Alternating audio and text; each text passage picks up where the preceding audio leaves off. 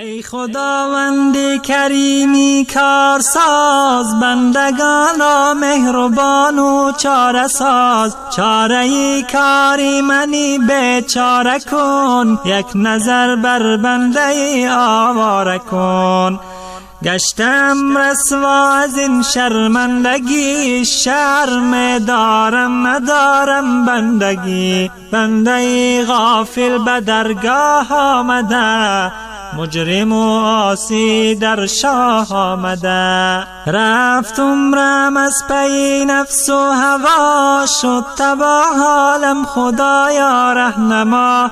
ره بالمایم صراط المستقیم، تا نگردد پیروی دیوی لعین. گر نباشی دستگیرم ای خدا، میبرد شیطان مرا دامی بلا.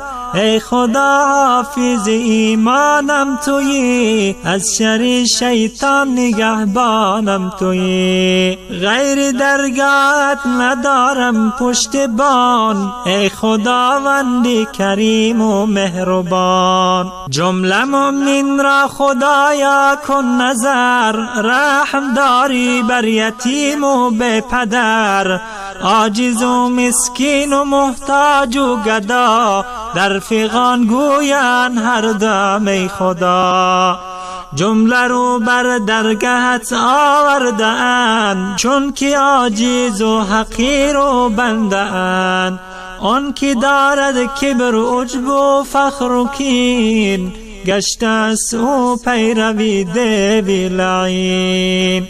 لطف کن بر بندگانت ای خدا، ما گنهکاریم و تو غمخوار ما. رحم کن بر حال زاری بندگان، ای خداوندی رحیم و غیب دان. گر نباشد لطف و احسانت به ما، جمله می باشم گرفتاری بلا.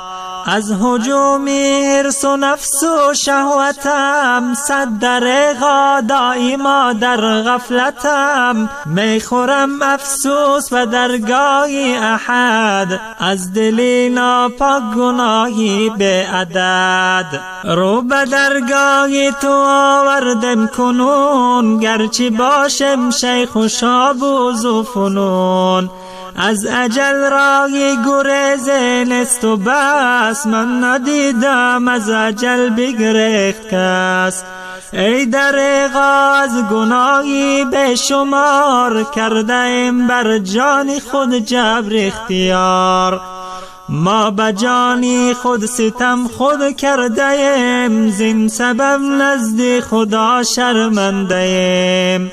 خاری عاجز و مسکین و حقیر، رو به تو آورده است دستش بگیر. گرچه باشم پر گناه در جهان، لطف و احسانی تو دارم پشتبان. این مناجاتم قبول گردد اگر، بندگانت را نگه دار از سقر. بندگانت را نگه دار از سقر. ای خداوند